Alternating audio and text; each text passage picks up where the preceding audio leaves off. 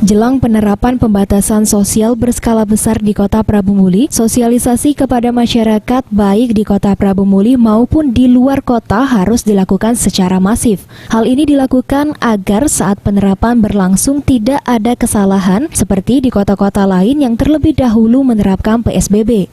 Wali Kota Prabu Muli Ridho Yahya mengatakan, dalam aturan PSBB, pengendara yang tidak memiliki KTP Prabu Muli akan dialihkan ke jalan lingkar yang merupakan jalan alternatif penghubung ke kabupaten lain seperti Pali, Muara Enim, dan Kota Batu Raja. Menurutnya, PSBB dilakukan untuk menghindari penularan dari luar dan juga sebaliknya. Apalagi jumlah pasien yang positif di Prabu Muli tidak bertambah secara signifikan. Pemerintah Kota Prabu Muli berharap dengan pembatasan sosial berskala besar yang mulai setelah Lebaran nanti dapat mengurangi jumlah penyebaran COVID-19 khususnya Kota Prabu Muli. Khusus yang bisa menunjukkan KTP Prabu Muli bisa lewat jalan kota.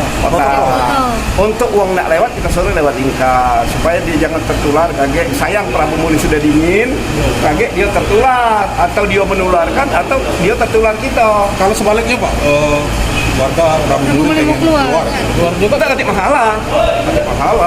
Kamu udah takut kan cuma PSBB, cuma syaratnya kita kalau di Prabu Muli syaratnya apa? Kalau ada mobil misalnya Kijang itu tidak boleh lagi berempat, harus ketiga syaratnya. Beni Firdaus, PAL TV.